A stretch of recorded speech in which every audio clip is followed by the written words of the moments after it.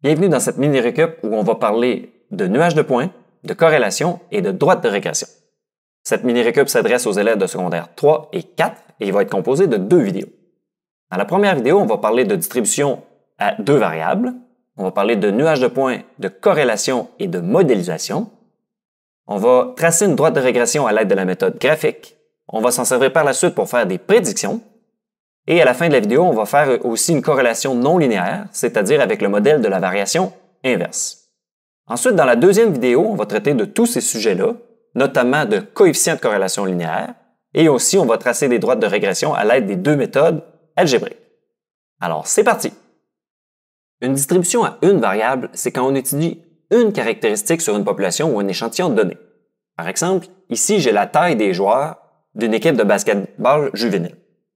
Alors, par rapport à ça, on peut se demander quelle est la taille moyenne des joueurs, la taille médiane, ou le mode, quel est le joueur le plus grand et le joueur le plus petit et le joueur le plus grand, et quelle est la différence de grandeur entre le plus petit et le plus grand. Une distribution à 2 variables, c'est si on étudie une deuxième caractéristique sur le même échantillon. Par exemple, on pourrait obtenir le tableau suivant, où on compare la taille des joueurs avec le nombre de paniers que ces joueurs-là ont marqués pendant la saison. Et là, on se pose la question, est-ce qu'un joueur plus grand marque généralement plus de paniers qu'un joueur plus petit?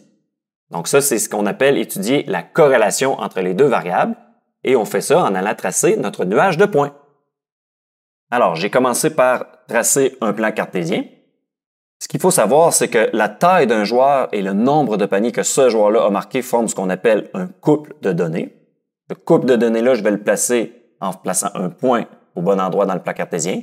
Et quand tous les couples vont être placés, ça va me donner un nuage de points.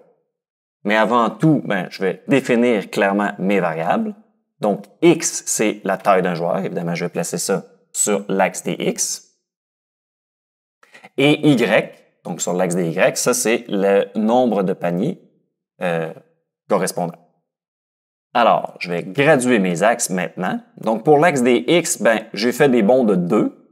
Au tout début, j'ai mis une coupure d'axe parce que, dans le fond, il n'y a pas de joueur qui mesure moins de 170 cm. Bon. Alors, il fallait que j'aie au moins, que mon graphique ait au moins de 170 jusqu'à 193, qui est le plus grand joueur. Donc, là, je suis allé un petit peu plus loin, je suis allé jusqu'à 200, avec des bonds de 2. Pour l'axe des Y, il faut se rendre au moins à 60. Donc, moi, j'ai fait des bonds de 5. Ensuite, il faut maintenant placer tous ces couples-là dans le plan cartésien. Donc, là, ils sont déjà placés. Vous savez faire ça. Donc, on place le point 170-30. Donc, un joueur de 170 cm. Donc, je me place à 170 sur l'axe des X. Ce joueur-là a marqué 30 paniers. Donc, ça me donne ce point-là. Et ainsi de suite. Alors, est-ce que, selon toi, il y a une corrélation? J'ai une question par rapport à ça. En observant le nuage de points suivant, dirais-tu qu'il y a une corrélation? Donc, A, non, aucune corrélation. B, oui, une corrélation moyenne. Et C, oui, une corrélation parfaite. Alors, la réponse, c'est B. C'est une corrélation moyenne. Alors, en regardant notre graphique, on voit qu'il y a bel et bien une corrélation. Elle n'est pas parfaite parce que les points ne sont pas parfaitement alignés. Mais quand même, si on regarde, on voit que les 5 joueurs les plus grands de l'équipe ont tous marqué plus de points que les 5 joueurs les plus petits de l'équipe. Alors, s'il y a une corrélation, on peut être amené à se poser des questions, c'est-à-dire à faire des prédictions.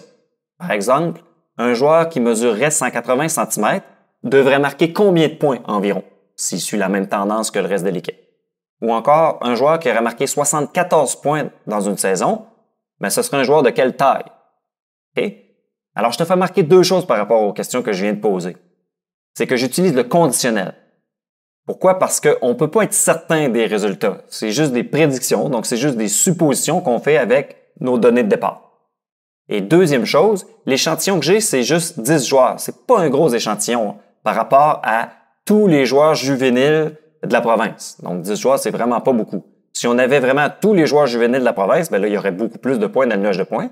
Et peut-être que ça donnerait un nuage de points avec des points très dispersés, ou au contraire, peut-être que ça montrerait une tendance encore plus claire, plus précise. Alors, pour faire les prédictions qu'on veut faire, il faut commencer par faire de la modélisation. C'est-à-dire observer notre nuage de points et regarder est-ce que ça semble faire suivre une ligne droite ou plutôt une courbe. Est-ce que notre nuage de points semble formé par une ou plusieurs parties? Donc, le but, c'est de trouver le bon modèle mathématique. Autrement dit, c'est de se dire quelle est la tendance du nuage de points. Alors, c'est pour ça qu'on veut tracer ce qu'on appelle une courbe de tendance. Dans notre cas, je dirais que ça semble suivre quand même pas mal une ligne droite. Donc, on va tracer une droite de régression.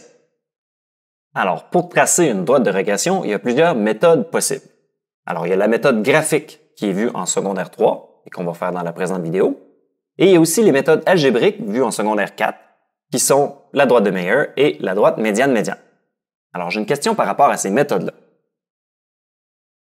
La méthode graphique, la droite de Mayer et la droite médiane-médiane sont les trois seules méthodes pour trouver une droite de régression. Est-ce que c'est vrai ou faux? Alors, c'est faux. Il existe d'autres méthodes que ça. Alors, il existe effectivement d'autres méthodes, notamment la méthode des moindres carrés, ou encore on peut utiliser des outils technologiques comme des tableurs pour être plus rapide et plus précis.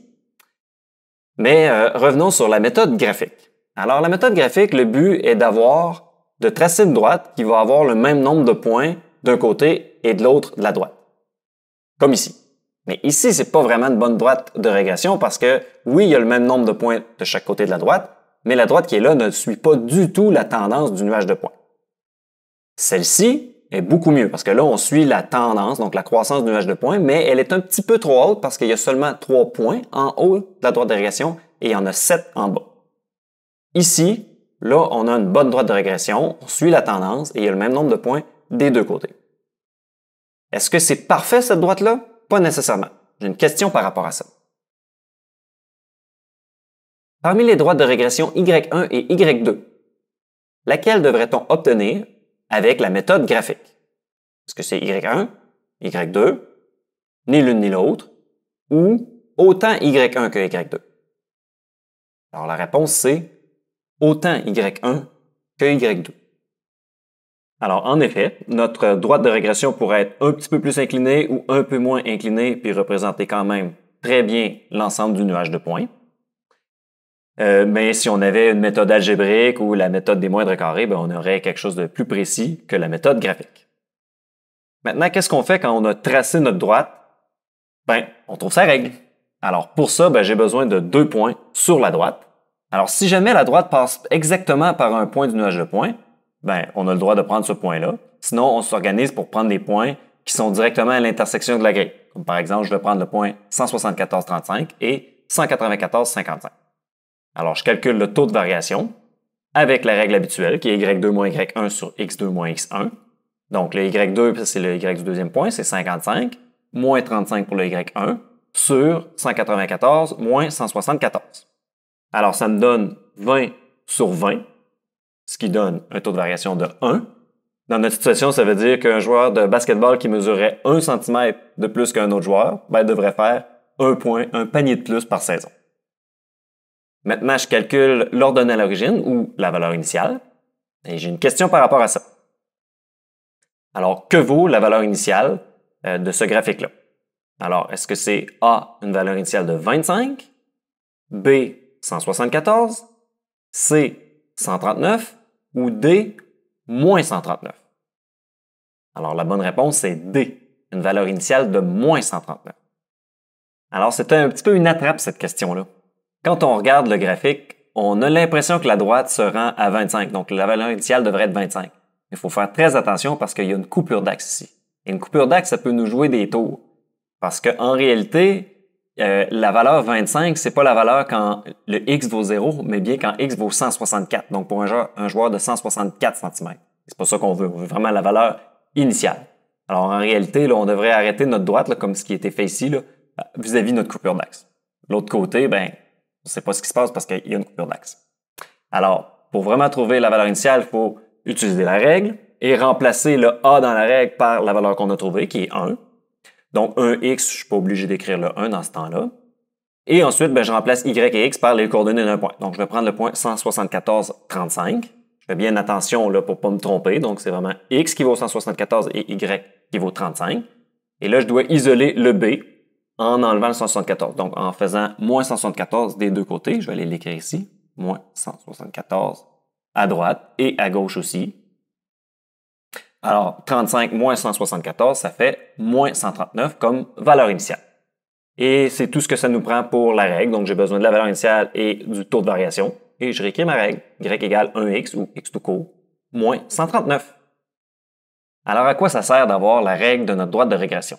Ça sert à faire des prédictions, c'est-à-dire à trouver de nouvelles valeurs à partir de l'hypothèse qu'on nous donne. Donc, par exemple, si je reviens à nos deux questions que j'ai posées un peu plus tôt, alors, par exemple pour la question A, combien de paniers un joueur qui mesure 1,8 mètres devrait-il marquer en une saison? Alors, bon, d'abord, 1,8 mètres, il faut le mettre en centimètres parce que mon axe dx est gradué en centimètres, donc ça, c'est 180 cm. Alors, si je me place sur l'axe dx à 180 cm et que je monte, ben, je vois que la droite de régression semble passer là, un petit peu plus haut que 40. Donc, à peu près 41, mais on va le calculer plus précisément pour en être certain. Alors, ben, j'utilise ma règle, y égale x moins 139, puis je remplace x par 180 cm, qui est la mesure qui est donnée. Donc, ça fait 180 moins 139. J'effectue le calcul et ça donne bel et bien 41 comme on avait prévu là, avec le graphique. Parfait. Ça veut dire qu'un joueur de 180 cm devrait marquer 41 paniers dans une saison s'il suit la même tendance que l'ensemble de son équipe, finalement. Maintenant, question B. Quelle est la taille approximative d'un joueur qui aurait marqué 74 paniers? Okay? Et là, moi, mon graphique se rend jusqu'à 65. J'ai une question par rapport à ça. Il est impossible de prédire la taille d'un joueur qui aurait marqué 74 paniers à l'aide de la méthode graphique, étant donné que le graphique ne se rend pas à 74 paniers. Est-ce que c'est vrai ou faux? Alors, c'est faux. C'est possible quand même. Alors, même si notre axe des Grecs ne se rend pas jusqu'à 74, on voit bien que la tendance est à la hausse, puis ici, on est déjà à 194 cm, donc probablement que le joueur va mesurer plus de 200 cm. Mais je vais aller le calculer en utilisant la règle pour être certain de mon coup. Alors, la règle, c'est y égale x moins 139. Cette fois-ci, c'est y qu'il faut remplacer par la valeur qui est donnée, qui est de 74 paniers. Et ensuite, j'isole x en faisant l'opération inverse, c'est-à-dire en faisant plus 139 des deux côtés de mon équation. Donc, plus 139 du côté droit et du côté gauche. Donc, j'effectue le calcul. 74 plus 139, ça donne 213.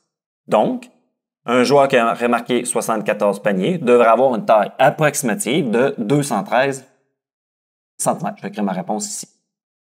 Et pour ton information, 213 cm, ça correspond à 7 pieds. Donc, un joueur qui mesurerait 7 pieds. Bon, c'est pas impossible, mais c'est plutôt rare.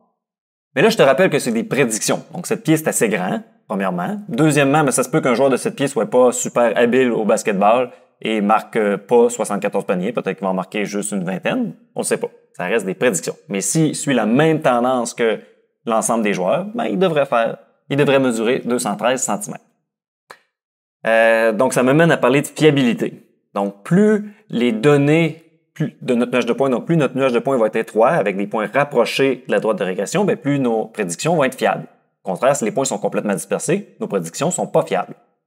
Même chose avec le nombre de données. Si j'ai seulement quelques données, c'est difficile d'avoir des données fiables. Si on a beaucoup de données, là, on va avoir une tendance qui va être plus claire et on va avoir des prédictions plus fiables, à moins que les points de notre nuage de points soient complètement dispersés. Alors voilà pour la fiabilité. Il arrive que des nuages de points ne suivent pas tout à fait une tendance linéaire, donc pas une ligne droite. On parle de corrélation non linéaire. Donc, au lieu de tracer une droite de régression, on va tracer plutôt ce qu'on appelle une courbe de tendance. Analysons par exemple le tableau suivant. Donc, sans avoir la mise en situation complète, on comprend qu'il y a des travaux effectués et plus le nombre d'employés est grand, puis plus ça va vite pour faire les travaux. Alors, on va tracer le graphique de ça, puis on va trouver la règle, exactement comme avec la méthode graphique qu'on vient de faire. Alors, il ne faut pas oublier de définir nos variables, donc x pour le nombre d'employés, que je vais aller indiquer évidemment sur l'axe des x, et y pour la durée des travaux, qui va en fonction de x. Et je place tous les points. Donc, par exemple, quand j'ai 2 employés, ça prend 330 heures. Donc, 2 employés, 330 heures, ça correspond à ce point-là, et on place tous les points. Donc, on voit bien qu'effectivement, ça s'en va en diminuant. Maintenant, est-ce que c'est linéaire? Vraiment pas. Donc, si je trace une ligne droite, ça ne représentera pas vraiment la tendance générale du nuage de points. Donc, ça ressemble plutôt à une courbe. En fait, ça ressemble à une situation inversement proportionnelle, c'est-à-dire une situation de variation inverse. Et pour trouver la règle d'une situation de variation inverse, tout ce que ça prend, c'est un point. Donc, moi, je vais prendre le point qui est ici, c'est-à-dire le point 8,75, qui était indiqué là, dans ma table de valeurs. Alors, quelle est la règle d'une fonction de variation inverse? Est-ce que c'est y égale ax plus b? Est-ce que c'est y égale x sur k? Est-ce que c'est plutôt y égale k sur x? Ou y égale kx? Alors, la bonne réponse, c'est y égale k sur x. Alors, la règle d'une fonction de variation inverse, c'est y égale k sur x. Donc, j'ai seulement le paramètre k à déterminer. Pour ça, j'ai besoin d'un couple xy. Donc, comme j'ai dit, je vais prendre 8,75. Donc, 75, c'est la valeur de y. Alors, je remplace y par 75 et je remplace x par 8. Et je veux isoler le paramètre k. Donc, au lieu de diviser par 8, je vais faire fois 8 des deux côtés. Donc, 75 fois 8, ça donne 600 comme paramètre k.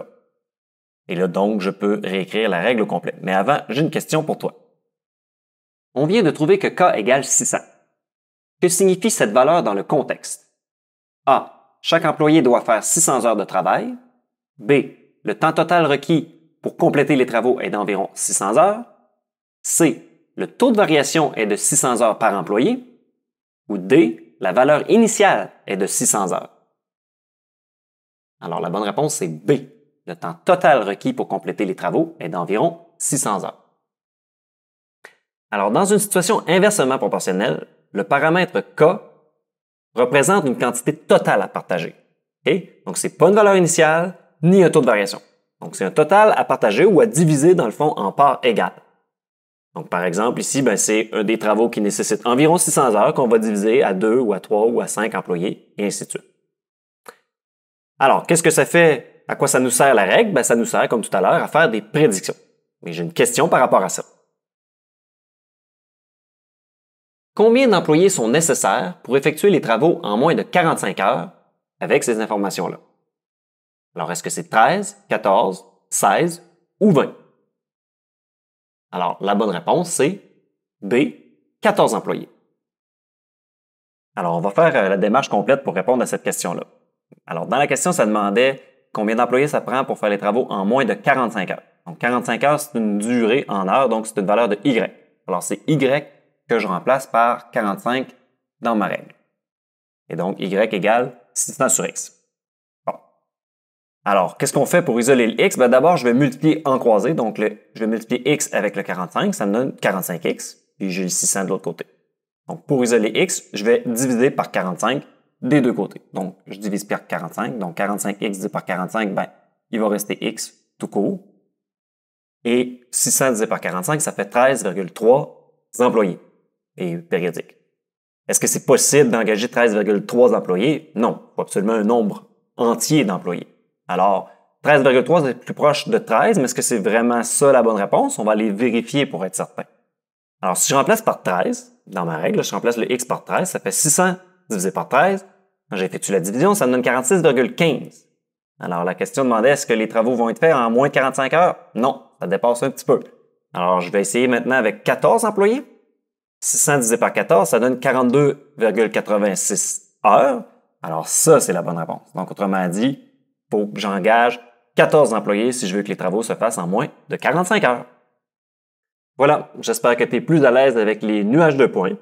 Donc, dans la vidéo, on a tracé des droites de régression et des courbes de tendance. Dans la prochaine vidéo, on va plutôt utiliser des méthodes algébriques pour trouver des droites de régression. On va également discuter de coefficients de corrélation. Alors, à bientôt!